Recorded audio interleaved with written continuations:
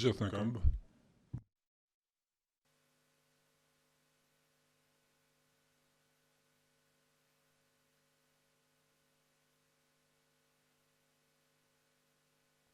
The Kosovo Specialist. Dhomët e posaçme të Kosovës çelin seancën. Gjykatë si mund të uleni.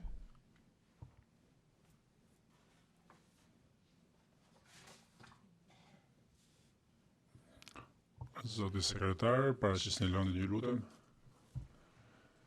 Mirëmëngjesi, të nderuar gjykatës, kjo është çështja numër KSCBC 2020-06. Prokurori specializuar kundër Hashim Thaçit, Kadri Beselit, Recep Selim dhe Jakub Krasniqit. Faleminderit. Gjykatësi, për proces verbal konstatoj se zoti Krasniqi është i pranishëm në gjykatë me neve, ndërsa zoti Thaçi, zoti Beseli dhe zoti Selimi hoqën dorë nga drejta e tyre për qenë të pranishëm në sallë të gjyqit dhe marrin pjesë përmes videolidhjes. Përpara se të fillojmë agjendën e konferencës për ecurinë e çështjes, kemi disa çështje paraprake që trupi gjykues dëshiron të trajtojë. Së pari, trupi gjykues dëshiron të trajtojë rikujton se në seancën e djeshme ZPS-ja paraqiti për pranim dy dokumente, SPO-je 004-05-847 deri në 004-05-880 dhe DHT 10293 deri në DHT 10336, të cilët trupi gjykues ju dha një numër provizor si MFI, pra P04515 dhe P04516 përkatësisht. Mbrojtja e Thaçit kundërshtoi pranimin e tyre duke argumentuar se dokumentet janë deklarata me shkrim të dhëna nga dëshmitari 1W007 në cilësinë e dëshmitarit nën betim përpara komisionit për çështje ushtarake në Senatin e Shteteve të Bashkuara dhe së tilla ato janë prova të marra nga dëshmitari dhe që janë dhënë në lidhje me procedura me një proces ligjor. ZPS-ja u kundërpërgjigj se provat provizore në fjalë nuk janë në përputhje dhe nuk nënshtrohen në rregullave 153, 155 dhe por meqense ato sipasi ato janë deklarata që nuk janë marrë si pjesë e një procesi penal apo civil. Kjo është në faqen 14, 15 dhe 56-58 të transkriptit në kohë reale të ditës së djeshme. Siç është përsëritur edhe më herët nga ky trup gjykues dhe theksuar, rregullat 153, 155 janë leges speciales, pra ligjet e veçanta lidhur me provat që vijnë brenda fushëveprimit të nocionit të deklaratës me shkrim të dhënë nga një dëshmitar shqip, për shembull F01852, paragrafi 10. Në rastet kur provat e propozuara përmbushin kriteret e deklaratës, ato mund të ofrohen në përputhje me njërin prej këtyre rregullave për të siguruar se palët nuk mund të anashkalojnë garancitë e veçanta në fuqi për pranimin e dëshmisë e provave të dëshmitarit. Trupi gjykues vëren se rregullat 153, 155 nuk kufizohen në fushëveprimin e tyre në deklaratat me shkrim të dhëna nga dëshmitari në kontekstin e një hetimi penal apo të procesit penal. Për këtë qëllim, dhe nevojat e rregullave 153, 155, mjafton që deklarata në fjalë të jetë provë marrë nga dëshmitari dhe të jetë dhënë në lidhje me një proces ligjor. Lidhur me këtë, trupi gjykues udhëzon palët ju kujton palëve urdhrin e tij gojor të datës 23 shtator 2025. Në këtë rast, materialet e përpozuara nuk përbëjnë deklarata me shkrim të një dëshmitari në kontekstin e procedurës ligjore. Të dy provat provizore janë transkriptet e seancave të përballë Komisionit të Shërbimeve Ushtarake të Senatit të Shtetit të Bashkuara. Trupi gjykues vlerëson se seancat përpara komisioneve të Senatit të Shtetit të Bashkuara, siç ai që është përshkruar në provat provizore në fjalë, nuk janë procedura ligjore që përputhen me rregullën 153, 155, sepse nuk kanë për synim që të zgjidhin ndonjë kontest ligjor përmes një procesi gjyqësor. Fakti që deklaratat mund të jenë apo mund mos të jenë dhënë nën betim nuk është thelbësore në këtë çështje. Kemi gjithashtu të treguar se këto deklarata janë marrë në duke ditur që do të ketë procedurë ligjore, qoftë civile apo penale. Trupi gjykues bën duke që se më herët ka pranuar në prova sipas rregullës 138 të dhëna të ngjashme nga seancat dëgjimore të Kuvendit të Republikës së Kosovës dhe Senatit të Shteteve të Bashkuara që janë paraqitur nga të dy palët ZPS-ja dhe mbrojtja e Thaqit. Këto janë P00942 dhe 12000290. Për arsyet e përshkruara më lart, trupi gjykues konstaton se provat me numër provizor P04515 dhe P04516 nuk janë të ndryshme nga ato që janë pranuar më herët. Kjo qasje është në tërësisht në përputhje me ato të jurisdiksioneve të tjera me sisteme të tjera të krahasueshme për pranimin e provave. Për shembull, në rastin në çështjen Karagjis përpara TPN-s, deklaratat e ndryshme të dhëna në parlament janë pranuar si prova në atë çështje, por lidhoi trupi gjykues konstaton se prova provizore P04515 dhe P04516 nuk përfshihen nga përkufizimi i deklaratave të dhëna brenda kuptimit të rregullave 153 deri në 155. Trupi gjykues konstaton gjithashtu se P04515 dhe P04516 përmbushin kriteret për pranim sipas rregullës 138.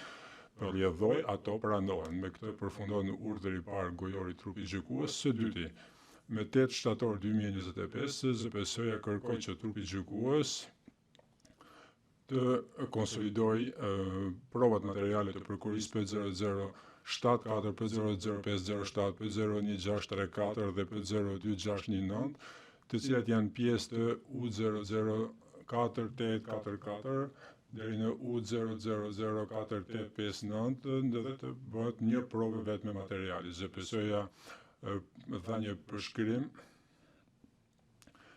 sqaroi që ishin angazhuar në shërbime ndër interpartes me mbrojtjen dhe që nuk kishte kundërshtime për këtë propozim që pra të gjitha faqet e U0004844 deri në U0004859 të përfshihen në një provë materiale të konsoliduar, të përbashkët përfshirë edhe ato që nuk ishin pranuar më herët. A mund të konfirmoj që nuk ka kundërshtime që këto faqe pra U0004844 deri në U0004859 të pranohen në prova. Zoti Dikson, nuk kemi kundërshtime. Ka qenë propozimi jonë që të përfshihen të gjitha faqet në këtë provë materiale dhe presin që të pranohet nga gjitha palët ashtu siç urdhërohet gjykata. Faleminderit zoti Dikson. Mbrojtja viktimave ndonjë kundërshtim, zoti Los, nuk kemi kundërshtime. Gjykati, pasi dëgjuam palët dhe pjesëmarrësit, trupi gjykues pranon në provë faqet U0004844 deri në U0004859 që nuk janë pranuar më herët në provë dhe përkthimet e tyre përkaqësor dhe urdhëzon zyrën administrative të bashkojë P00074, P00507, P01634 dhe P02619 dhe faqet shtesë që sapo u pranuan në provën materialet konsoliduar, përkatësisht P00074. Me këtë përfundon urdhri i dytë gojor. Tani do të vazhdojmë me agjendën për konferencën mbi ecurinë e qeshtjes. Trupi gjykues ka caktuar këtë konferencë me qëllim që të lehtësojmë përmbylljen e procesit të paraqitjes së provave. Trupi gjykues dëshiron të diskutojë pikat në vijim, procesi i zhdëmtimit, përmbyllja dhe përfundimi i paraqitjes së provave të mbrojtjes, paraqitja kundër provave të prokurisë, kundër provave të mbrojtjes dhe në fund paraqitja dosis përfundimtare dhe fjala së përfundimtare, argumentet përfundimtare lidhur me pikën e parë në agjendë, dhe kjo është si diskutim, pra nuk synoj që të jem unë vetëm që flas këtu. Do të dëgjoj mendimet e të gjithëve lidhur me këto pika, do të marrim një vendim Shpresoj këtë javë pas seancës së sotme. Së pari, lidhur me pikën e parë në agjendë, trupi gjykues konstaton se palët e pjesëmarrësit kanë paraqitur parashtrimet e tyre lidhur me modalitetet për zhdimtim për procesin e zhdimtimit të hënë 17 nëntor 2025. Trupi gjykues konstaton se ZPS-ja ka dhënë informacion, ka treguar në përgjigjen e tyre se parashtrimi F0352 në se po parashtron, pra do të zoj parashtrimin F0352 që është në dispozicion dhe ajo është në dispozicion pra ZPS për të bërë parashtrime lidhur me këtë, që është numri 1. Nëse trupi gjykues do të udhëzojë viktimat që të ngrejnë padi civile në Kosovë në përputhje të nenit 22/9 dhe 167, apo që të nxjerrë një urdhër për zhdimtim në pajtim me nenin 22 dhe pika 2, koha që nevojitet ZPS-s për të përgjigjur kërkesës për zhdimtim të paraqitur nga mbrojtësi i viktimave. Lidhur me kalendarin pra që vlerësohet i duhur nga trupi gjykues, prokuroria indikati që të bëjnë këto parashtrime sot, dhe i pasi po i nderuar, ne mund të jemi të shkurtër për të, mbështesim parashtrimet e mbrojtjes së viktimave dhe ato janë në F0353 lidhur me udhëzimin e viktimave që të ngrenë padi civile në Kosovë, dhe arsyet janë ato që janë shprehur dhe përshkruar në parashtrimet e mbrojtjes së viktimave, kryesisht çështja e masave mbrojtëse dhe gjithashtu çështja e vendodhjes së viktimave në këtë çështje. Gjykatësi, mikrofoni fikur, paqe, kërkoj ndjes, ndoshta mendoj që harrova pjesën e dytë të pyetjes tuaj. Gjykatësi, po, pyetja ishte kur ZPS-ja mendon që mund të përgjigjet në qëllim që gjykatësi të vendosin lidhur me këtë çështje. Ne do zoti paqe, sa i takon pyetjes para tuaj, mendojmë që do të kërkojmë të njëjtin afat kohor që i është dhënë edhe mbrojtjes për të njëjtën pikë. Gjykatësi në rregull, trupi gjykues tani fton mbrojtjen që të bëjë parashtrime lidhur me faktin nëse trupi gjykues duhet të udhëzojë viktimat të ngrënë padi civile në Kosovë në përputhje me nenet që u përmendën më herët, apo çështjen e urdhrit për zhdimtim në përputhje me nenin 44. Zoti Dikson në emër të mbrojtjes, siç është përshkruar në parashtrimet që kemi bërë, ne parashtrojmë se është e hershme që të bëjmë këto paraqitje tani dhe këto parashtrime tani, pajtohem me mbrojtjen e viktimave se zhdimtimi duhet të bëhet pas gjykimit dhe nuk mund të përcaktohet më mirë, siç ka bërë zoti Ullos në parashtrimin e tij. Ne nuk e dim cilat janë konstatimet e bëra, cilat viktima mund të përshkruan dhe kështu me radhë. Mund të duhet pak kohë për të bërë këto parashtrime, jo nash të presim derisa kjo të bëhet, që të jetë koha e duhur. Por mendoj që po trajtojmë çështje që mund të trajtohen në një kohë të më vonshme. Ne mendojmë se kjo mund na kërkohet të bëhet në kohën e duhur. Kërkojmë për 4 javë që të përgjigjemi kërkesave të parashtruara dhe parashtrimeve të bëra lidhur me zhdimtimin e viktimave, dhe ne do të themi 4 javë pra pas akt gjykimit. Zoti Ullos ka propozuar 4 javë dhe ne kërkojmë 4 javë të tjera shtesë për të përgjigjur pas akt të gjykimit,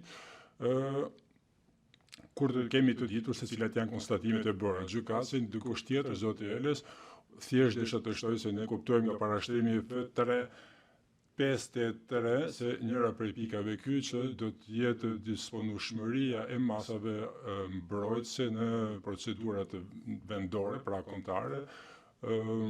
Thjesht nuk jam në gjendje tani që të ndihmoj lidhur me hollësitë e kësaj çështje.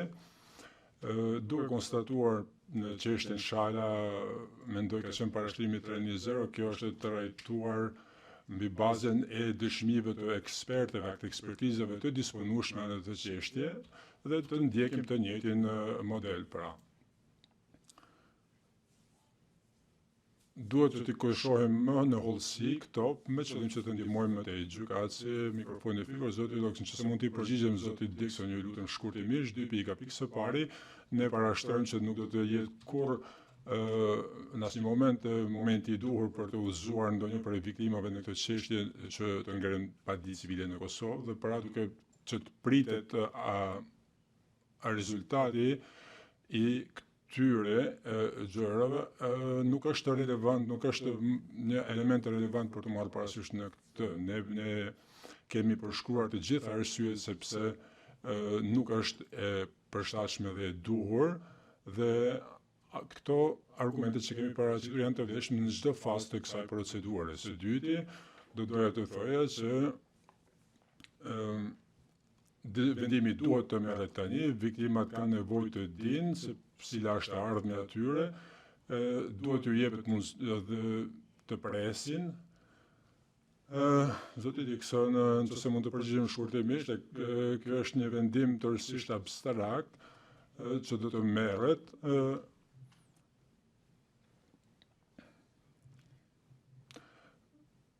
Me gjitha respektin që kam, viktimat nuk kanë nevojë ta dinë tani këtë gjë, ata duhet të presin deri ditën e aktgjykimit, pra pastaj veprimet e mëtejshme mund të shqyrtohen në kohën e duhur në përputhje me parashtrimet.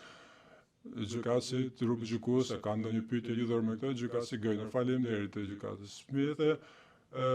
Zoti Los, kam 3 pika që do doja t'i ngrej me ju në parashtrimin e protokolluar paragrafi 23. Ju referoni 3 akte ekspertizave nga doktor Lec, të cilat ju i përmendet në paragrafin 7. Zoti Los, po. Gjykatësi Gëjner, pra ekzistojnë 3 akte ekspertiza që ju i keni parashtruar, dorëzuar. Zoti Los, kështu është saktë. Gjykatësi, pse i keni nevojë për 2 javë që t'i parashtroni ato? Ne e dim për mbajtjen e tyre, zoti Los, përgjigja drejt për drejt lidhur me këtë çështje.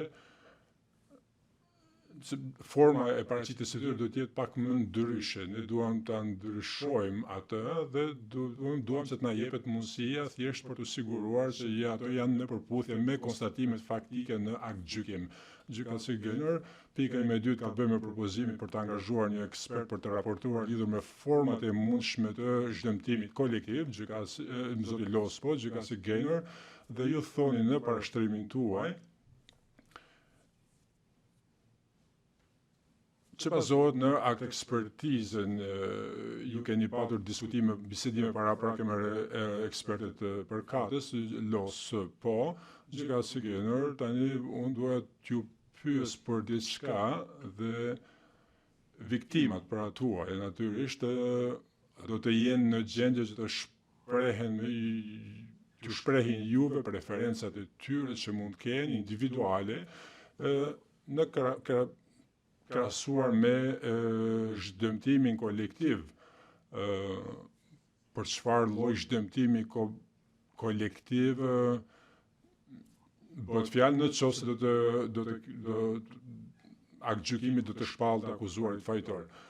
Ju dhe ekipi juaj keni gjithë ekspertizën që ju duhet për të bërë parashtrim me gjykatës, ku pasqyrohen preferencat e viktimave. Pra pyetja ime lidhur me këtë është çfarë fitoni, cila është vlera shtuar në qoftë se një dëshmitar tjetër ekspert para sjell ose prania e tij. Zoti Los, nuk ka bëj shumë me vlerën e çfarë mund të shtohet apo çfarë mund të jepet më tej gjykatës për të kuptuar përmes një mendimi ekspert.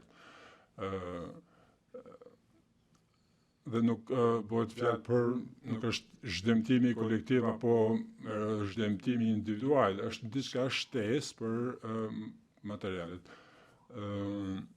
Zoti Los, po, dhe ne e shohim, e kuptoj pikën tuaj i nderuar gjykatës, por në përgjithësi kur flasim, kur bëhet fjalë për një propozim të tillë që bëhet, ndoshta ka më shumë autoritet kur vjen nga një ekspert se sa nga një avokat. Ndoshta duhet të presim dhe të shohim se çfarë del nga ky propozim. Gjykatësi Gëjner, në rregull. Pika përfundimtare është se dëshmia e ekspertit që ju thoni në paragrafin 26 është e kufizuar në atë ekspertizën e lertës, plus ky raport për cilin po flasim, gjykatësi zoti Lospo, gjykatësi Genor kolektive, gjykatësi Lospo, gjykatësi Genor, dua të qartësoj nëse doni të parashtroni dëshmi jo ekspertit të ndonjë natyre LOS, po merremi me këtë mundësi nderuar gjykatës, nëse më jepni në çast, po merremi me mundësinë e paraqitjes së parashtrimit të provave nga vetë viktimat, varësisht nga rezultati i kërkesës për marrje parasysh të pjesshme, të cilën e kemi parashtruar sipas rregullës 153 me kërkesën sipas rregullës 153. Dhe ne duhet të presim se çfarë vendoset lidhur me këtë kërkesë dhe pastaj të rishqyrtojmë nëse ka diçka për të parashtruar më tej përveç në dëshmisë si dëshmi jo eksperte në formën e paraqitur prasi nga vetë viktima, dhe kjo është në paragrafin 25 të parashtrimit tonë me titullin materialet e tjera. Gjykatësi e kuptoi. Dhe në fund është përmendur në parashtrimet tuaja të mbrojtjes nga ju, të mbrojtjes dhe nga ju, vështirësia bërës e paraqitjes së parashtrimeve kur ju nuk e dini se a do të ketë atë gjykim me dënim, a do të shpallën fajtor. Zoti Lospo, Gaynor, lidhur me viktimat, pyetje, a pajtoheni se ka, duke folur gjërësisht të parashtrimet që mund të bëhen në bazë të supozimit teorik se mund të ketë shpallje fajtor, edhe pse nuk mund të bëni parashtrime të hollësishme dhe shumë konkrete. Pajtoheni me këtë, zoti Los, ne duhet të bëjmë parashtrime që mbulojnë çdo konstatim faktik që mund të dalë, me qëllim që të bëjmë parashtrime të një menta, dhe këto parashtrime mund të bënë. Faleminderit për mundësinë që më dhat. Ne kemi paraqitur parashtrime të hollësishme lidhur me këtë temë dhe parashtrimi ynë varej pothuaj plotësisht nga konstatimet e trupit gjykues 1, i cili e shqyrtoi pikërisht këtë çështje, qoftë në çështjen Mustafa ashtu dhe Shala, dhe ata udhëzuan 3 ekspert që kishin ekspertizën e duhur lidhur me procesin civil në Kosovë për të vlerësuar nëse një referim i tillë do të ishte praktik.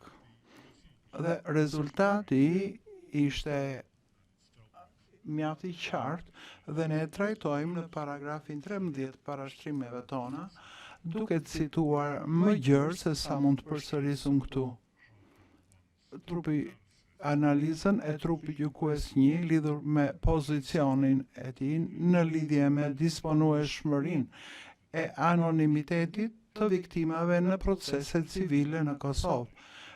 Dhe titulli i asaj teme është që procedurat civile në Kosovë nuk ofrojnë anonimitet dhe si rrethoj viktimat përkatëse në atë proces do të duhet të bënin të ditur identitetin e tyre dhe kjo do të përfshinte gjithë vështirësitë përkatëse. Pra, përfundimi i tyre, dhe po e lexoj meqense kam fjalën, është në paragrafin 14 tonin. Duke pasur parasysh sa më lart, trupi gjykues mendon se nuk do të ishte me vend që t'i dërgonin viktimat në gjykatat civile sipas nenit 22/19 të ligjit dhe rregullën 68 të rregullores. Ky ishte përfundimi i tyre, në fakt çështja shkon më tej saj, sepse vetëm anonimiteti do të mjaftonte për ta trajtuar këtë çështje në të dy raste. Ekspertët vunë duke më tej vështirësitë të tjera lidhur me mënyrën se si viktimat që kërkojnë drejtësi në gjykatat civile të Kosovës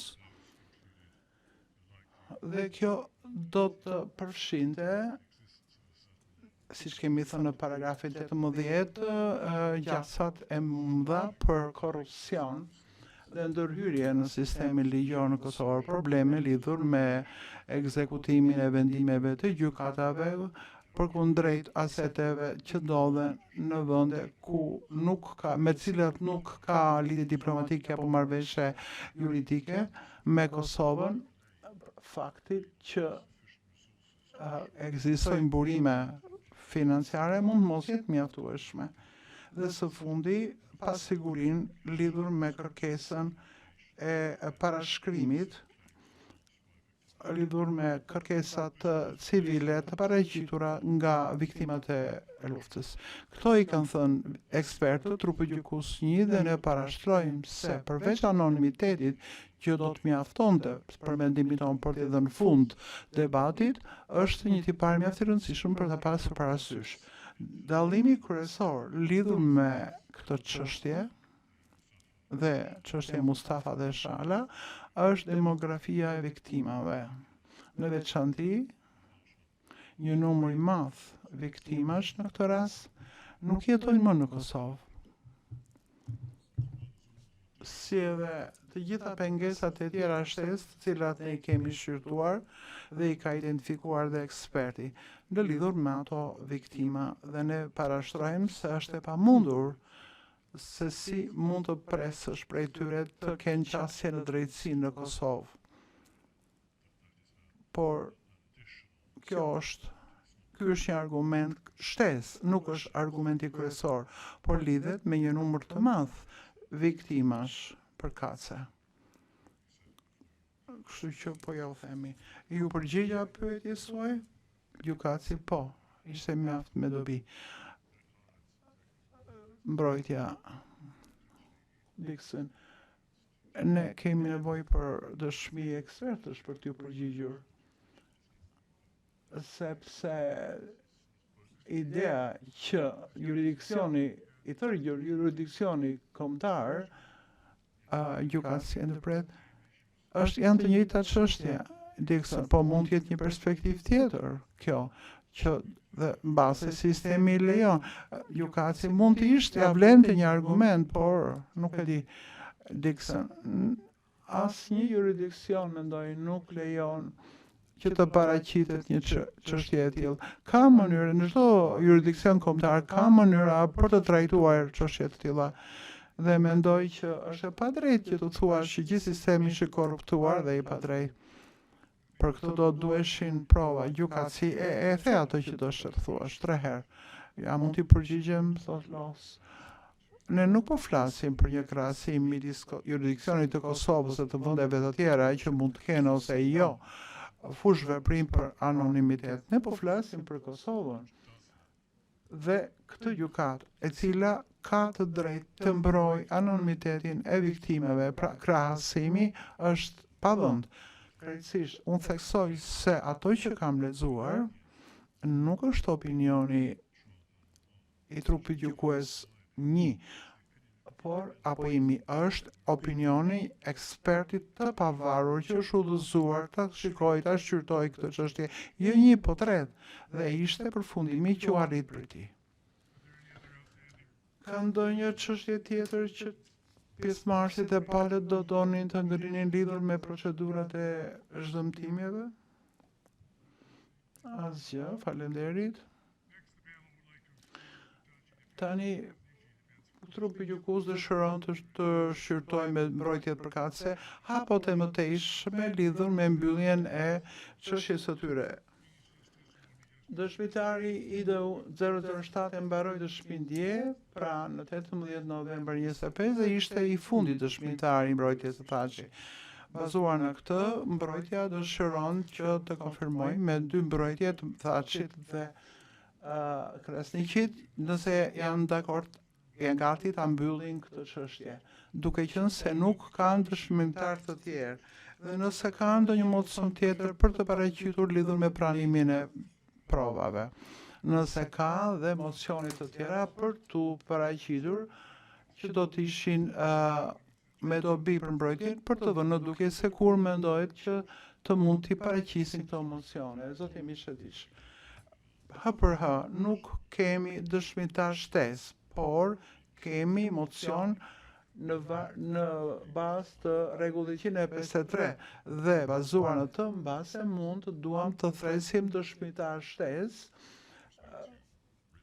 në bazë të rregullit 153. Përsa i takon dëshmive me shkrim, nuk parashikojmë të ofrojmë dëshmi shtesë.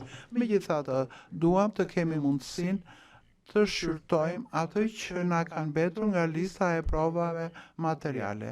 Në qoftë se diçka do të ishte më pak se një grush të themi provash materiale, do t'i kontaktojmë palët e tjera për të parë nëse mund të jemi dakord dhe pastaj mund të paraqisim një mocion në bazë të urdhrit të trupit gjykues që do të duhet të demonstrojmë arsye të bindse për mocion shtesë. Gjykatësi, kjo mjafton, mund t'ju them se ne planifikojmë për mbylljen, për datën e mbylljes, rreth 2 javë, pas 2 javësh. Pra keni kohë të mjaftueshme. Ne synojmë që të marrim që pyetjet ti marrim me përgjigje me shkrim deri në 1 dhjetor. Sa për t'ju dhënë një ide. Pra, misetish, në përgjigje të pyetjes kur jeni gati ta mbyllim, në qoftë se ka një mocion jo gojor, ne mundet ta mbyllim. I vetmi problem që kemi ka të bëjë vetëm me W04752 që mund të na pengojë ta mbyllim çështjen. Elis nuk parashikojmë ndonjë gjë, mbase do të na duhet 1 apo 2 ditë për të dhënë listën e provave dhe ta konfirmojmë atë. Gjykatës, ju e dëgjuat atë që thash, keni 1 javë për ta marrë vendimin, me qëllim që pastaj dhe ne të veprojmë në bazë të tij. Ka ZPS apo mbrojtësi i viktimave ndonjë gjë për të thënë lidhur me këtë? Jo, nuk ka. Taking into consideration the Gjykatësi duke marrë parasysh parashtrimet e bëra nga mbrojtja e Taçit, Krasniqit, mendoj që keni mundësi të jepni një datë se kur mendoni që të mbyllet çështja. Mishetiç, mund të them mbas zgjidhjes së çështjes së WO 4752. Në qoftë se na del që duhet ta thresim të dëshmoj drejt për drejt, atëherë do ta bëjmë gjë të tillë. Në qoftë se ka një vendim për mocionin ton, atëherë mbyllim menjëherë. Gjykatësi në rregull. Elis, për ne afati është ai që përmend. Pra mbas një jave. Gjykatësi, kjo është e mjaftueshme. Pastaj gjykatësi trupi gjykues do të kalojë në një pikë tjetër. Paneli trupi gjykues vëren se lidhur me raportin e fundit për faktet e rënë dakord që u paraqit nga ZPS-ja në 13 shtator 24, trupi gjykues kërkon konfirmim nga palët dhe nga pjesëmarrësit nëse ka ndonjë çështje të mbetur apo që pritet të zgjidhur me diskutim midis palëve lidhur me faktet e rënë dakord dhe nëse F0253 është në fakt raporti i fundit i synuar. Po fillojmë me ZPS-n. ZPS-ja nuk kemi me sa dim ndonjë bisedë që pritet të bëhet. Dhe po ne konfirmojmë se F0253 është raporti i fundit për këtë çështje. Mishetish, dhe ne biem dakord, Elis nuk kemi asgjë për të shtuar.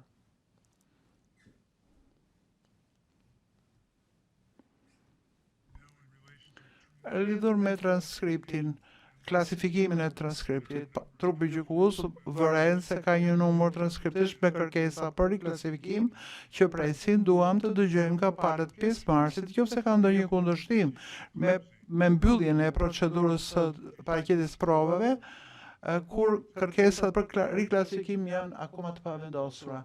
ZPS-ja ne nuk kemi kundërshtim. Mishetish, as ne nuk kemi, po kam diçka për të shtuar dhe më mirë ta bëj tani. Të nderuar gjykatës, ne duhet të vëmë në dieni tribunalin se për fat të keq, në bazë të urdhrit të mëpashëm të këtij trupi gjykues për të bëjmë redaktime publike, për fat të keq nuk përpara datës 13 shtator nuk e kemi bërë. Ndërsa pjesa më e madhe ka qenë në seancë publike, gjithsesi nuk parashikojmë ndonjë redaktim të madh të transkriptit. Prandaj do donim të na jepni edhe një javë më shumë që t'i kthehemi transkripteve të shtatorit që ta bëjmë këtë gjë. Pa një javë mjafton, mishët ishmi e thonë, Zoti Dixon jo, nuk kemi, Roberts jo, Ellis jo. Trupi gjykus, meqense trupi gjykus nuk do të thresë provë në bazë të rregullores, trupi gjykues kërkon nëse ZPS-ja mund të na tregojë nëse kërkon leje për të paraqitur kundër prova dhe nëse mbrojtja mund të na tregojë nëse ajo po ashtu kërkon, do të kërkojë leje për të paraqitur kundër prova. Zoti Paq.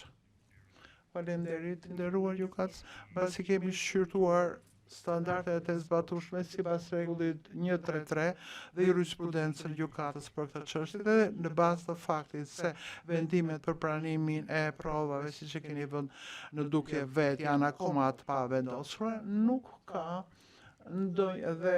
ndonjë vendim përfundimtar nga mbrojtja e Thatçit dhe Krasniqit dhe se ata do të paraqisin ndonjë mocion tjetër. Kemi mësuar pra se kjo gjë do të bëhet javës që vjen. Sigurisht, siç mund të pritet, nëse paraqisim apo jo ndonjë mocion, varet nga rezultati i kërkesës së mbrojtjes që nuk është vendosur akoma për pranimin e provave. Megjithatë, në këtë fazë mund të themi se çdo rregull në bazë të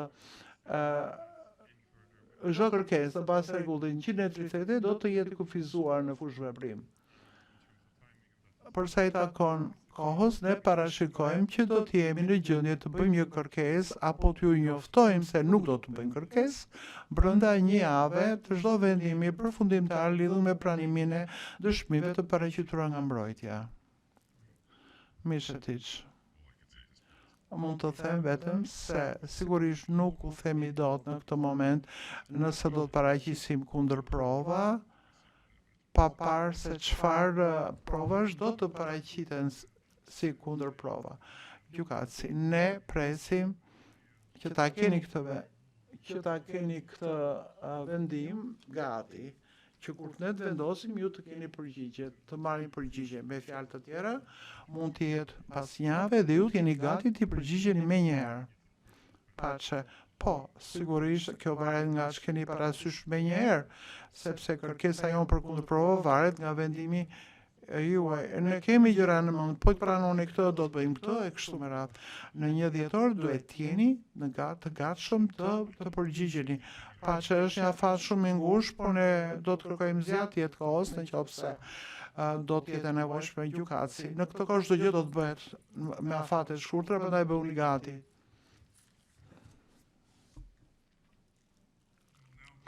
Gjykatësi tani do të kalojmë mbyllja e procedurës së paraqitjes provave. Gjykatësi parashikon trupi gjykues parashikon dhënien e vendimit për të gjitha vendimet që kanë të bëjnë me pranimin e provës në apo rreth 1 dhjetor. Trupi gjykues dëshiron të kërkojë nëse ka ndonjë çështje tjetër që palët edhe pjesëmarrësit parashikojnë. Dhe kërkoj përgjigje menjëherë. Dua përgjigje jo sa për të kaluar radhën, po një përgjigje të drejtë për drejtë. Ka ndonjë çështje që palët e pjesëmarrësit parashikojnë që do ta pengonte trupi gjykues për ta mbyllur procesin e paraqitjes provave në apo rreth 4 dhjetorit dhe përveç kësaj palët dhe pjesëmarrësit kanë ndonjë kundërshtim që trupi gjykues ta mbylli procedurat e paraqitjes provave me shkrim dhe jo në seancë dëgjimore, Prokuroria, për sa i takon mbylljes provave me shkrim, nuk kemi kundërshtim. Dhe nëse mbrojtja do të paraqisë apo jo mocione të tjera që do ta mësojmë javës tjetër, nuk dim gjë tjetër.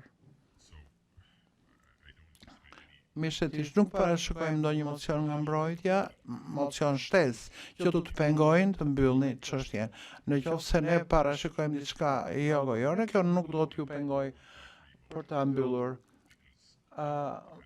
mocionin mbas rregullit 153 që nuk është vendosur akoma. Do të vendoset përpara 4 dhjetorit.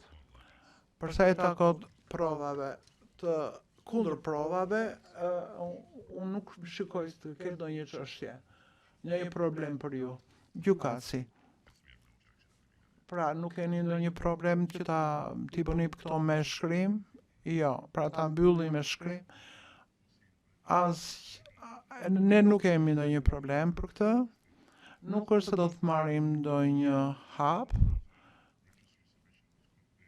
Pati një parashtrim të zyrës administrative kishe konfidencial lidhur me një kërkesë bërë një shteti të tre për një kërkesë për ndihmë, pra ku një raport është bërë një raport për mos bashkëpunim. Ne nuk do ndërmarrin ndonjë veprim tjetër sepse duket sikur çështja është vendosur, po do dalin ndonjë gjë nga ju, do ta kemi parasysh. Faleminderit. Gjykatësi, zotë Robert, jo, nuk kemi ne kundërshtim për të bërë njoftim me shkrim avokati Eris, ne mbështesim mbylljen me shkrim, nuk kemi asnjë problem për të ngritur për të atyre që ngritën tani.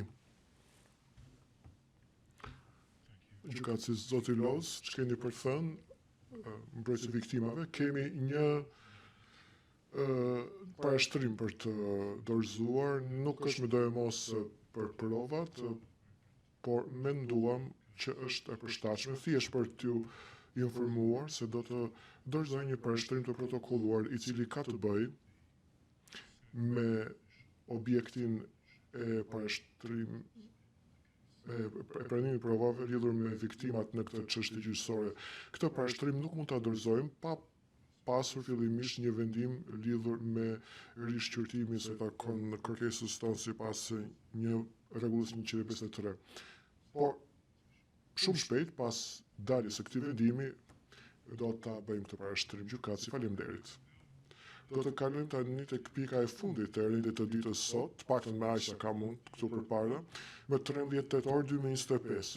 Pas konsultimeve mes palëve, me palët dhe pjesëmarrësit, mbrojtja e thashit kërkoi që të dorëzohen dosjet përfundimtare gjyqësore të palëve më 30 janar 2026 ose 60 ditë pas mbylljes së procedurës paraqitjes provave, cila do të qoftë më e mëpatshmja. Dhe e dyta, ka vërejtur se megjithëse mbrojtësi i viktimave nuk i është bashkuar kësaj kërkese, ai nuk ka kundërshtuar një propozim të arsyeshëm për një afat të ri, i cili nuk cënon mbylljen e përshpejtuar të kësaj procedure. Tani që dëshmitari i fundit i mbrojtjes ka dëshmuar, pra ka përfunduar, dhe duke pasur parasysh edhe parashtrimet që kemi dëgjuar gjatë saj konferencë për ecurinë e çështjes, turpëgjykues dëshiron që palët dhe pjesëmarrësit të shprehen se kur parashikojnë se mund të dorëzojnë dosje përfundimtare gjyqësore apo deklaratën mbi pasojat sipas rastit. Prokurorin tani. Po, siç kemi parashikuar, është të kërkuar afati 30 janar 2026 apo 60 ditë pas mbylljes së procedurës paraqitjes provave, cila do të qoftë më vonshmja. Kjo kërkesë përbashkët është arsyeshme gjatë gjithë procesit gjyqësor. Janë pranuar provat dhe janë zgjidhur problemet, duke pasur parasysh faktin se palët e pjesëmarrësit do të kenë mundësinë që të bëjnë parashtrime mbi peshën përfundimtare dhe të paraqitjes provave të tyre në përfundim të procesit gjyqësor. Dosjet përfundimtare na japin këtë mundësi dhe është një fazë e rëndësishme e procesit gjyqësor, sidomos në rrethanat e një çështje gjyqësore si kjo. duke qenë se palët dhe pjesëmarrësit duhet që duhet të kenë punuar për këto dosje përfundimtare gjatë gjithë procesit gjyqësor, duhet parashikuar një kohë e konsiderueshme për përpunimin përfundimtar dhe dorëzimin e këtyre dosjeve përfundimtare gjyqësore. Sigurisht kjo merr parasysh faktin që të gjitha provat nuk mund të analizohen plotësisht pa përfunduar procedura e paraqitjes së provave, siç u tha dhe nga trupi gjykues do të ketë një farë kohe që do të lejohet. Kjo vjen nga transkripti i datës 19 shkurt. Natyra arsyeshme e kërkesës, që është dorëzuar nga të gjitha palët dhe pjesëmarrësit, përbën dëshmi e faktit se në çështjet e tjera gjyqësore që janë dëgjuar nga kjo gjykat,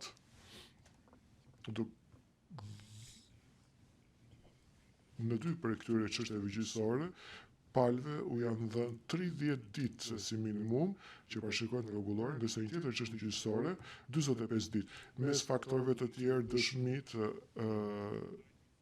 faktorë të tjerë të cilët dëshmojnë natyrën arsyeshme të kërkesës përbashkët është periudha kohore që mbulon akt akuza, që është 1 vit e gjysmë, 10 pikat e akuzës për krime lufte dhe krime kundër njerëzimit, të cilat mbulojnë territorin e Kosovës dhe pjesë të territorit të Shqipërisë, mbi 400 incidente të pretenduara, dëshmimi 250 dëshmitar janë dëgjuar, mbi 5000 materiale provash janë pranuar në provat dhe vendime mbi 300 pika të cilat janë paraqitur për të pranuar, të cilat ende nuk janë marrë. Duke parë parasysh të gjitha këtu, e dim që mbrojtja ka edhe 1 javë për të informuar turpin gjykues nëse do të ketë kërkesa të tjera për të bërë, dhe mësuam dje për synimin nga ana e turpit gjykues për të zgjidhur dhe vendimet që pritet të merren deri më datë 1 dhjetor, duke pasur parasysh që data 1 dhjetor do të përbëjë gjithashtu edhe do të marrë parasysh edhe faktin që ndonjë palë mund të kërkojë leje për të apeluar në një vendim apo jo, që do të merret atëherë. Megjithatë, unë e ripërsëris kërkesën tonë, të shohim se si do shkojë kjo kërkesë lidhur me zgjatjen e afatit 1 ditor që ju na lat sot.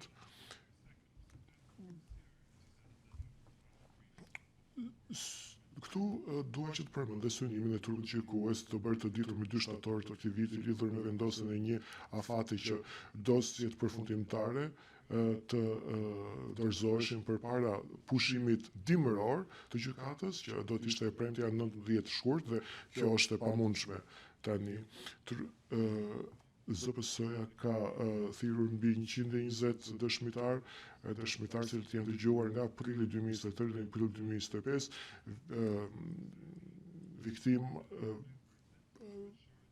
mbrojtësi i viktimave ka hapur në korrik 2025 gjithashtu, pra është një periudhë shumë e gjatë. Sa i takon datës ambicioze të synuar të paraqitjes provave nga ZPS-ja, kjo është përmbushur dhe ne kemi fokusuar të gjitha burimet që të përgjigjemi kërkesave sipas rregullit 130 për përgatitjes për paraqitjen e provave nga mbrojtësi i viktimave, pastaj edhe nga ekipet e mbrojtjes. Ne kemi përgatitur për të bërë dhe kontrapyetje dëshmitarëve nga ana jonë, për dëshmitarëve të palëve kundërshtarë, po kështu kjo ka kërkuar nga ana jonë që të bëjmë përgatitje edhe për paraqitjen e provave nga ekipet e mbrojtjes, që na është dashur për këtë që t'i kushtojmë burime të mëdha shqyrtimit të dokumenteve dhe të materialeve të cilat janë mbi 300 të tilla. Unë vërej se trupi gjykues sigurisht besoj e kupton që dhënia e një afati të caktuar palëve në përmbushje të kërkesës së përbashkët është në interes të drejtësisë, përfshirë dhe interesin e viktimave të krimeve të pretenduara, si edhe në ndihmë të trupit gjykues ai takon kuvendimit të përfundimtar të tyre. Avokati Mishetić, ky është një propozim i përbashkët, kështu që edhe unë i bashkohem shumë për argumenteve që u dha aty, pastaj takon mbrojtjes zotit tha që ne kemi punuar në mënyrë intensive për paraqitjen e provave nga mbrojtja, po është e pamundur që ne të kushtojmë murimet mjaftueshme për të ndihmuar të akuzuar që të vlerësojnë 25.000 faqe transkript, po kështu dhe mbi 11.500 materiale të veçanta provash që janë pranuar dhe edhe ju siç e thatë, pra si trup gjykues në mënyrë të përsëritur e keni thënë që të akuzuar duhet të kishin kohë për të komentuar se takon peshës që duhet i dhënë këtyre provave në momentin e duhur. Dhe unë ju parashtroj se të akuzuarit nuk do të kenë kohë të mjaftueshëm për komentuar për peshën e provave, sidomos sa i takon ekipit mbrojtjes të Thachit, nëse ne do të kishim vetëm 2 deri në 3 javë pas mbylljes së fazës së paraqitjes provave në këtë çështje gjyqësore. Prandaj unë do të kërkoja që afati të ishte 30 janari. Gjykatësi, faleminderit, zoti Dixon, avokati Dixon palët, kanë shpenzuar shumë kohë me diskutimet e tyre sa i takon kësaj kërkese të përbashkët dhe afatit të kërkuar. Këto kanë qenë diskutime të hapura për të parë se cili do të ishte një propozim i arsyeshëm për ju, po t'ju paraqitur juve, prandaj dhe ne e mbështesim këtë dhe u bë jahon fjalëve të trupit gjykues kur kemi diskutuar pak më përpara, kur nëse nesh do të kishim apo jo më shumë se 10 javë, kjo do të ishte më shumë një periudhë orientuese, por tani mbas 2 vitesh proces gjyqësor do të ishte mirë të kishim kohë mjaftueshme për të parë gjithë këtë larmi dhe numër të madh materialesh dhe provash, dokumentesh që janë me mira faqe. Kjo kërkon shumë kohë. Prandaj ritheksojmë kërkesën që është bërë në mënyrë të përbashkët. Ta shikoni nga ky këndvështrim. Faleminderit zoti Dixon. Avokati thjesht rrezikoj të përsëris ato që u thanë. Ne kemi rënë dakord si mbrojtje dhe prokurorin në këtë proces ku jo gjithmonë jemi pajtuar mes nesh, pra fakti që jemi pajtuar për këtë do të thotë se është e nevojshme, është një proces gjyqësor shumë i gjatë, kompleks dhe i ndërlikuar me shumë materiale, na duhet kohë mjaftueshme për të bërë parashtrime efektive për të ndihmuar trupin gjykues për të marrë një vendim. Sigurisht ne nuk kemi paraqitur këtu prova, por na kërkohet që të shërtojmë provat që kanë paraqitur ekipet e tjera të mbrojtjes, kështu që na duhet një periudhë mjaftueshme kohore për të fokusuar në këto përgatitje. E thash më përpara që afati i propozuar për cilin kemi rënë dakord është krejtësisht i arsyeshëm në këtë rrethana. Gjykatësi, faleminderit, zoti Elis, avokati Elis. Unë nuk propozoj të përsëris parashtrimet që u bën këtu, i pajtohemi tërësisht me to dhe i mbështesim. Një faktor shtesë nga ana jonë është se ne po përpilojmë, ne hartojmë në anglisht, po udhëzimit i marrim në shqip. Kështu që një pjesë e mirë e materialeve tona do të na duhet që t'i përkthejmë për zotin Krasniqi për të marrë udhëzime, sigurisht për ti, dhe kështu që kjo kërkon kohën e vet. Ta mbani parasysh, ju lutem. Gjykatësi, më falni zoti Los, ju harrova juve. Mbrojtësi viktimave, faleminderit për proces verbalin, them se e konsiderojmë kërkesat e bërë në emër të palëve si kërkesa të arsyeshme dhe nuk jemi kundër tyre. Gjykatësi, trupi gjykues vëren se më 17 nëntor 2025 palët dhe pjesëmarrësit kërkuan një shtyrje të afat, një zgjatje, të numrit të fjalëve për dosjet përfundimtare gjyqësore dhe për deklaratën e mbi pasojat të mbrojtjes viktimave. Palët kanë kërkuar që ZPS-s t'i jepin 108.000 fjalë, ekipeve të mbrojtjes 90.000 fjalë secilës për dosjet përfundimtare, ndërsa mbrojtësi viktimave ka kërkuar që t'i lejojnë 90.000 fjalë për deklaratën mbi pasojat. Në këtë aspekt, trupi gjykues thekson se dosjet përfundimtare të palëve duhet që të fokusohen në çështjet më kryesore faktike dhe problemet për cilat palët nuk pajtohen dhe të mos diskutojnë gjëra të cilat janë të parëndësishme apo që nuk lidhen me këto gjëra, siç është për shembull historia, krimet serbe, diskutimi i aspekteve për cilat janë marrë tashmë vendime, pra shpjegime të zgjatura. Dosjet përfundimtare nuk duhet që të trajtojnë çështje që kanë të bëjnë me zhdëmtimet e mundshme. Palët kanë diçka për të thënë, duke pasur parasysh që ka një lloj mbi vendosje midis arsyeve, do doja të thosha që sa i takon dosjes paraprake, ne kishim diçka më pak se 90.000 fjalë. Mirë po ka ndodhur shumë gjëra që prej dorëzimit të kësaj dosje dhe kemi edhe shumë parashtrime të tjera për të bërë.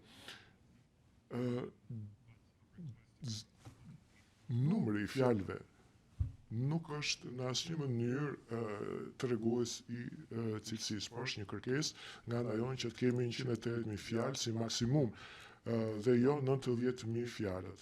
Kjo është justifikuar duke pasur parasysh edhe barën e provës që bie mbi ne dhe për faktorë të tjerë që kanë bëjë me këtë çështje. Gjykatësi faleminderit zoti Paç, ekipet e mbrojtjes, avokati Mishetiç, asgjë për të shtuar, avokati Dixon, asgjë tjetër për të shtuar përveç faktit që jemi pajtuar se është një vlerësim realist që sigurisht tu mbajmë vetëm çështjeve qendrore, por e kërkojmë këtë zgjatje. Avokatët e tjerë nuk kanë gjë për të shtuar.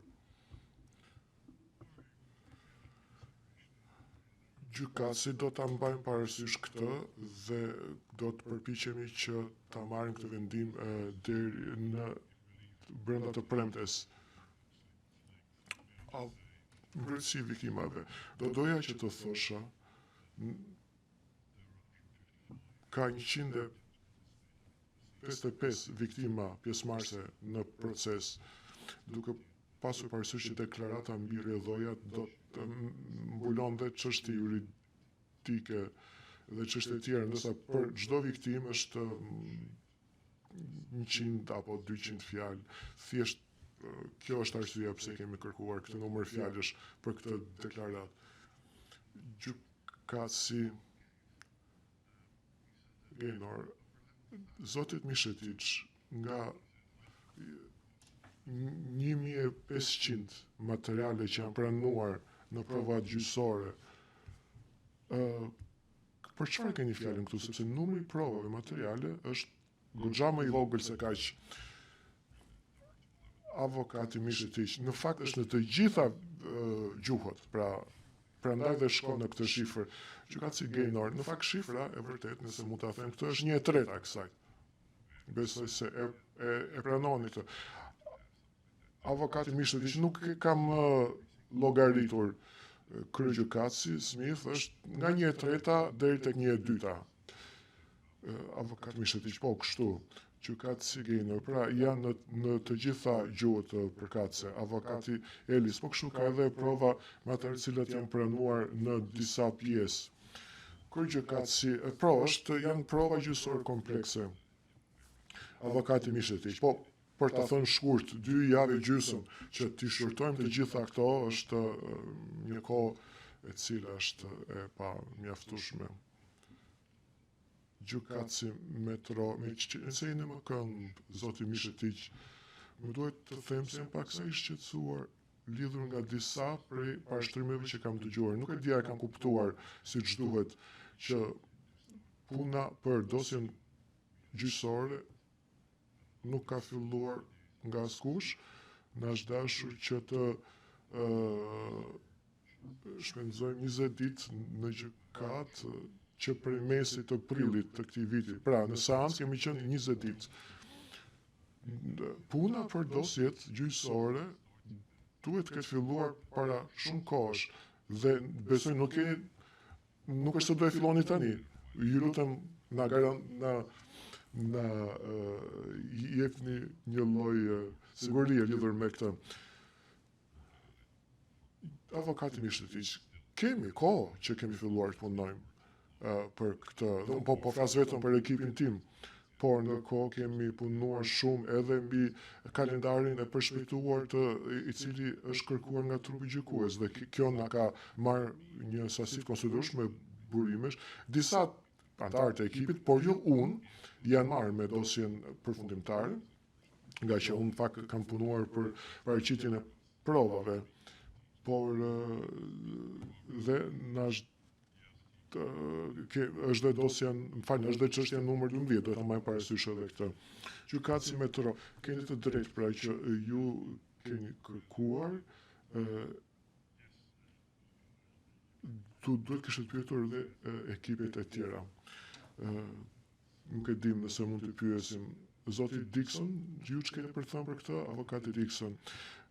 Po mund ta merrni si të mirëqënd që tashmë u bë kohë që kemi filluar të punojmë lidhur me këto dosje. Po kjo ka ndodhur paralelisht edhe me përgatitjen për dëshmitarët e mbrojtjes, edhe pse nuk na është dashur ne që t'i thrasim ata, nuk i kemi thirrur ne këta dëshmitarë, por na është dashur që të merremi me provat e dëshmitë e paraqitura përmes tyre. Pra na është dashur të përgatitemi për ata. Pra, sigurisht që kemi disa muaj që po punojmë për dosjen përfundimtare, po kjo është bërë paralelisht edhe me punë të tjera.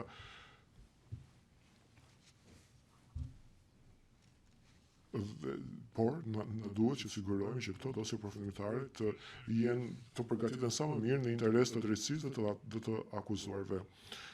Avokati Roberts, për të përgjigjer gjyqtarit Metro, ne po punojmë, ka disa kohë që punojmë për këto dosje, krahas punëve tjera.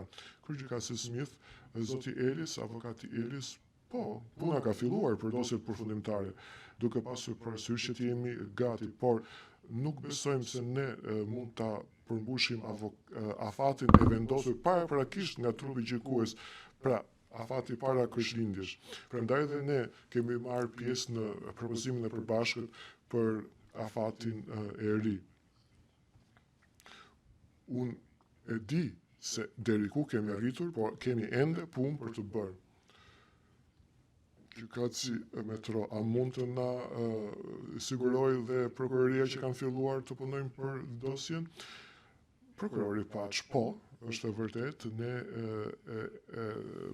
e pranojmë që vetëm 20 ditë kemi pasur seancë në sallë, por kjo nuk është se e tregon, që premesit pritë, por kjo nuk është se e tregon shumë drejt situatën, sepse sigurisht për këto 20 ditë na është dashur të punojmë shumë ditë të tjera, prandaj dhe po kërkojmë këtë afat 60 ditor pas mbylljes së procedurës së paraqitjes së provave, për të siguruar cilësinë që shpresojnë të ofrojmë që është e domosdoshme. Kryqëzësi Smith, zoti Los, keni diçka për të shtuar? Mbrojtësi i viktimeve, po, kemi filluar ne të punojmë për deklaratën mbi pasojat. Avokati Mishetiq, na jemi informuar nga çështja 12 që gjykatësi i vetëm synon që të filloj gjykimin në dhjetor, më datë 15 dhjetor, cila do të ndikojë sigurisht në mundësinë tonë për të paraqitur dhe dorëzuar dosjen përfundimtare. Trupi gjykues, po ju kuptova, në fund, sipas rregullës 135, trupi gjykues dëshiron që të pyes palët e pjesëmarrësit nëse mund të bëjnë të ditur sa të gjata do të kenë deklaratat përmbyllëse dhe nëse do të ishin në gjendje që të bënin deklarata të tilla palët e pjesëmarrësit, ç'mund të thonë për këtë në mënyrë që edhe ne të mund të bllokojmë ditët përkatëse, të rezervojmë pra sallën për këto deklarata përmbyllëse, sepse siç u tha, mund të ketë një proces tjetër. Pra, ç'mund na thon palët dhe pjesëmarrësit për këtë? Prokurori, faleminderit, sigurisht kjo është paraparake, sipas rregullës 134, sa i takon deklaratave përmbyllëse, është 20 ditë pas dosjes përfundimtare, duke pasur parasysh kompleksitetin e kësaj çështjes që, siç e thashëm përpara, dhe ajo që ka më shumë rëndësi nëse ka pasur apo jo përgjigje, nëse do ketë apo përgjigje me shkrim, ne propozojmë që deklaratat përmbyllëse të mbajnë jo më vonë se 45 ditë nga dorëzimi i dosjes përfundimtare gjyqësore, nëse është përshtatshme, duke pasur parasysh edhe kjo është minimale, sigurisht kjo varet edhe nga një analizë ngushtë e këtyre dosjeve që ne do të bëjmë në lidhje me deklaratat përmbyllëse. Çështjet e tjera në këtë gjykat nuk janë të krahasueshme me sa i takon kozgjatjes dhe afatit që lidhur me këtë. Unë e di për shembull që në çështjen kundër Mustafës ka pasur një diferencë 60 ditore nga dorëzimi i dosjeve përfundimtare gjyqësore tek deklarata përmbyllëse. Dhe siç e tha edhe avokati zoti Veseli, dhe i referojmë transkriptit të 19 shkurtit 18, e përmenda sot, kryqëzimi në fakt më herët në gjatë vitit ka bërë të ditur se palët do të kenë afat të arsyeshëm për të analizuar dosjet përfundimtare përpara bërjes së deklaratave përmbyllëse dhe sipas nesh minimumi 45 ditë do të ishte një afat i arsyeshëm pa para. Gjykatës zoti Illos keni diçka për të thënë me këtë? Zoti Illos, ne mbështesim qëndrimin e prokurorisë. Faleminderit, miqeti, që qëndrimi jon varet, është lidhet me datën e paraqitjes së dosjes përfundimtare. Nëse na jepet më shumë kohë për dorëzimin e dosjes përfundimtare, nuk angazhohemi për afatin 45 ditësh, do të doni na jepi pak më shumë kohë, natyrisht kohë mjaftueshme që të jemi në gjendje të shqyrtojmë, të analizojmë dosjen përfundimtare të prokurorisë dhe të jemi në gjendje që të përgjigjemi në mënyrë të njëjtë me argumente gojore. Por në këtë pikë që jemi, mendoj që prioriteti përparësia jonë është të kemi kohë të mjaftueshme për të bërë dosjen dhe të dorëzuar dosjen përfundimtare. Sa i takon sa kohë na duhet, do të kërkojmë një seancë të plotë për mbrojtjen e thacit për të paraqitur parashtërimet përfundimtare gojore. Gjykatës i mikrofoni fikur sa do të zgjas kjo, zoti paqe. Është mirë që nuk erdhi nga unë ky propozim, sepse avokati ka ishte i pari, por në fakt ne pajtohemi me atë që avokati i mbrojtjes tha për mbrojtje. Ne parashikojmë se prokuroria do të ketë nevojë për 2 ditë, pra 10 orë, dhe secili ekip i mbrojtjes pastaj do ketë 1 ditë që i bie 5 orë.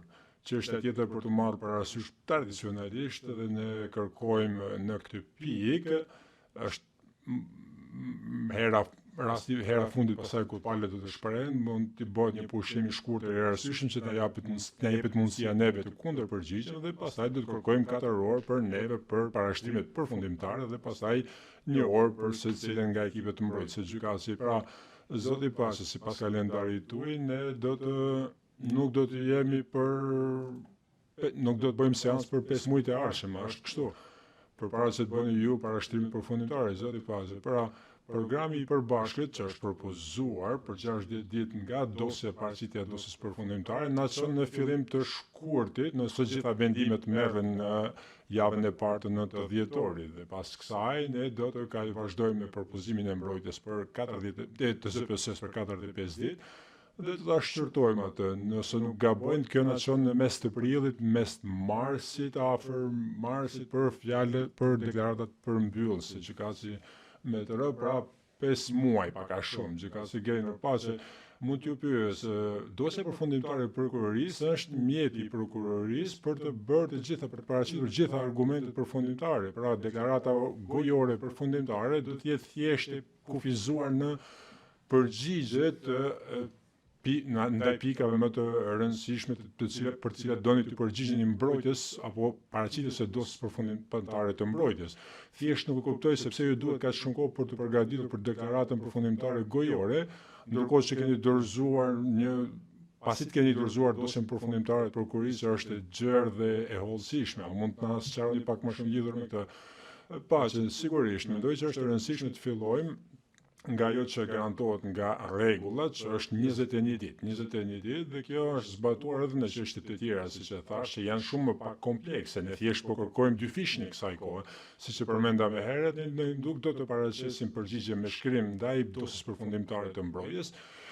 E imagjinoni që në momentin e dorëzimit të dosjeve përfundimtare neve na duhet kohë që të rishikojmë ato, të analizojmë dhe kur them rishikim mendoj që të shohim, nuk e kam fjalën që të shohim shpejt apo në mënyrë përshpejtuar. Ne na duhet të verifikojmë pohimet që bëhen aty brenda, deklarimet, Dhe mbrojtja do ta bëjë të njëjtën gjë për dosjen tonë përfundimtare, dhe është shumë e mirë që duhet të bëhet kështu për të parë që ato që thuajnë ato sakta.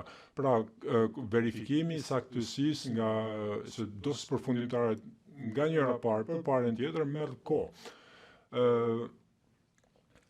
Dhe që paraqitja dhe organizimi për përpilimi i argumenteve kërko kohë, ne nuk mund të mos na duhen 10 orë siç kërkova për fjalën përfundimtare. Kjo është maksimumi që kërkova në këtë pikë, por sa i përket përgatitjes dhe asaj që do të bëjmë për të përmbushur detyrimet tona, siç duhet, është një afati kohor që thash me duket të realist. Dhe është në përputhje me atë që është dhënë në rastet e tjera, në çështjet e tjera, parisa kemi jeni ne. Dhe në në çështjen Mustafa janë dhënë 60 ditë. Natyrisht se çdo çështje ka diferenca dhe dallimet e saj, por kur marrim parasysh një çështje të kësaj natyre që kemi, parashtrimi jon për 45 ditë është i arsyeshëm. Natyrisht gjërat mund të ndryshojnë varësisht edhe nga dosit përmbajtja e dosjeve përfundimtare. Dhe do të veprojmë bazuar në këtë gjykatësi Gjenor. Faleminderit Mishetit, zoti kryetar, thjesht desha t'ju informoj për një çështje personale, kam një angazhim nga data 13 deri me 23 shkurt dhe lidhur me çështjen 12. Por nëse ka diçka që që duhet të bëhet me dy mos nga trupi gjykues, atëherë do të riorganizoj agjendën time dhe punën time. Thjesht desha t'ju informoj për këtë. Gjykatësi në mikrofonin e fikur, Mishetit, faleminderit gjykatësi që t'jetë në proces verbal, të ju informojmë nga të premte lidhur me këtë. Dikson, qëndrimi jonë, siç është thënë edhe nga zoti Mishetic, është që ka një kufi mbas të cilit ne po punojmë, dhe pra kjo është data kur mund të dalë gjykimi, dhe do të ishte vështirë që të bëjmë ndryshe, pra. Natyrisht neve na duhet kohë mjaftueshme për të përgjigjur dosjes përfundimtare të prokurorisë. Po ke bëhet nga parashtrimet me shkrim dhe pastaj ne gjithashtu të kërkojmë një ditë për mbrojtjen e zotit Veseli dhe që të na jepet mundësia për të përgjigjur kundër përgjigjeve të më pashme, siç lejojnë edhe rregullat. Gjykatës mikrofoni fikur, Dikson, faleminderit. Robert, ngjashëm edhe ne, pajtohemi me kolegët tanë, gjithçka varet nga data e dosjes e paraqitjes së dosjeve përfundimtare, por natyrisht qëndrimi jonë është i njëjtë, ne do të kërkojmë më shumë kohë se sa për deklar argumentet përfundimtare, dhe ne do të kërkojmë një ditë për parashtrimet tona që do të bëjmë. Faleminderit gjykatësi, zoti Elis, mendoj që parashtrimet tona janë shënuar, pajtohem tërësisht në kolegët e mi të mbrojtjes, është koha për dosjen përfundimtare, koha që është për dosjen përfundimtare është shqetësimi jonë kryesor për momentin. Gjykatësi, faleminderit Elis, pajtohem me kohën, pra një ditore për parashtrimet e mbrojtjes. Gjykatësi, faleminderit. Trupi gjykues informon palët e pjesëmarrëse se duke marrë parasysh çështjet e diskutuara sot, trupi gjykues synon që të nxjerrë një vendim me shkrim, siç e thash në fund të kësaj jave, ku do të përcaktoj afatet kohore dhe të jap udhëzime pjesëmarrësve dhe palëve lidhur me kozgjatjen e dosjeve përfundimtare, zofis gjyqësore përfundimtare dhe deklaratës mbi pasojën, datën për parashtrimin e dosjes përfundimtare dhe çështjet që ngelen të pasgjidhura. Përpara se të përfundojmë sot, duhet të sigurohem, zoti Mishetic, dy çështje të shkurtra, zoti kryetar, përveç nëse ka prokurori diçka për të thënë. Siç kemi njoftuar trupin gjykues më herët për kthimi i P189, P765-1, do kërkojmë kohë që të shtojmë për këto përkthime. Pra, presim përkthimin zyrtar, gjykatësi ka ndonjë kundërshtim për këtë, pa që jo. Mishetic, në rregull, nëse pranohet shtimi i përkthimit, pra gjykatësi shtimi ky përkthim do të shtohet, Mishetic, faleminderit, dhe pastaj çështja e dytë, siç kemi thënë të hënën, ne kemi nxjerrë dje versionin e redaktuar publik të deklaratës së dëshmitarit të generalit Clark dhe kemi kërkuar leje që ta shtojmë këtë versionit të redaktuar publik të provës materiale ekzistuese 12430. Gjykatësi e njëjta pyetje ka ndonjë kundërshtim, pa që jo, gjykatësi e njëjta përgjigje, pranohet. Mishetic, kaq kishim ne. Gjykatësi të Dikson, faleminderit. mendoj se do të kishte një pikë në agjendë sa i takon parashtrimeve mbi dënimin, sepse ne kemi bërë një kërkesë në parashtrimin tonë të hënës lidhur me atë që të kjo të trajtohet pas aktgjykimit, nëse ka aktgjykim me shpallje fajtorës varësisht për rregullës 162 dhe 164, gjykatësi ne nuk kemi synim që ta dënojmë atë për para aktgjykimit, por është çështje për cilën ne duam të bëjmë parashtrime, gjykatësi në rregull, kërkesa jonë është që këto të bëhen daraz pas aktgjykimit, nëse ka shpallje fajtor, dhe ka një dispozitë ligjore që na mundson që të bëjmë një kërkesë të tillë, dhe kjo është pjesë e parashtrimit që kemi dorëzuar të hënë, pra do të kërkojmë që të trajtohet, sepse kjo do të ndikojë në kohën dhe kohëzgjatjen, numrin e fjalëve dhe të tjera. Kjo është praktikë që është bërë në gjykatën penale ndërkombëtare dhe është edhe e pranishme. Do të kërkojmë që ky model të ndiqet dhe meqense nuk ka kundërshtime për këtë sipas rregullave. Dhe kjo nuk pengohet, nuk ndalohet nga rregullat. Gjykatësi e kuptoi kërkesën tuaj.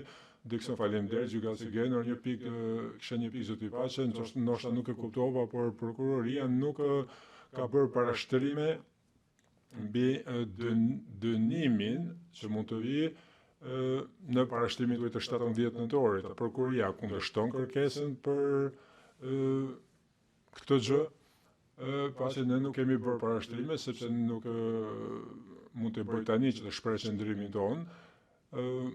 Prokuroria kupton që kjo është në përputhje me rregullin 159.6 dhe vendimet mëparshme të kësaj gjykate lidhur me përcaktimin e dënimit në përgjithësi, përveç nëse ka ndonjë arsye të jashtëzakonshme që duhet të trajtohet në aktgjykimin. Dhe procedura si është ajo që përmendet. Në fakt, rregulla 07 rregullore se bën të qartë që palët duhet të supozojnë se trupi gjykues do të përcaktojë dënimin e duhur në të njëjtën kohë me shpalljen e aktgjykimit, dhe ky është puna pastaj dhe përgjegjësi e avokatëve të palëve për të planifikuar dhe për të paraqitur provat në gjykim, përfshirë ato që janë relevante për aktgjykimin. Pra parashtrimi jonë është nuk ka arsye që të bëhen daraz. Në fakt, e di që në një prej vendimeve të cilat po i përmend në çështjen 7, që është në 553 paragrafit e 18, trupi gjykues ka konstatuar se palët du të bëjnë ato parashtrime nëse diçka ndryshon, trupi gjykues prapë mund të vendosë të nxjerrë aktgjykimin dhe të jap udhëzime mbi hapat e mëtejshëm se cakton përcaktimin të dënimit. Pra të urdhërohemi tani që të bëjmë parashtrime për dënimin nuk është detyruese. Siç e thash, ne jemi të gatshëm dhe do të bëjmë siç na urdhërohet, natyrisht. Gjykatësi dikush tjetër ka diçka për të lidhur me këtë pikë, me sa duket jo. Elis nuk është lidhur me këtë pikë në veçanti, por përpara se të përmbyllim mund të ngre një pikë si që pjesë e parashtrimeve përmbyllëse të mbrojtjes, ne parashikojmë se zoti Krasniqi mund të dëshirojë të flasë gjatë parashtrimeve përmbyllëse. Thjesht desha të njoftoj lidhur me këtë pikë gjykatësi, faleminderit, supozoj që kjo vlen edhe për të tjerë, zoti Dikson po. Gjykatësi në rregull, ndonjë çështje tjetër që ka mbetur pa u trajtuar. Faleminderit të gjithëve, ka qenë një punë shumë e rëndësishme, vlerësoj përpjekjet dhe punën të gjithëve, kolegjalitetin e të gjithëve dhe them që nuk edhe pse ndonjëherë ka patur ndonjë nivel nervozizmi apo tensioni, por gjithçka ka qenë interesante dhe një përvojë shumë pasuruese dhe vlerësoj përpjekjet e gjithëve. Ne kemi bërë kemi ndoshta mërzitur ndonjëherë dhe njëri tjetrin, jam i sigurt për këtë, dhe ndoshta kjo do të vazhdojë, por vlerësojmë punën që kemi bërë së bashku dhe mendoj që është shumë e rëndësishme që kemi dhënë mundësi një numër kaq të madh dëshmitarëve dhe materialit që të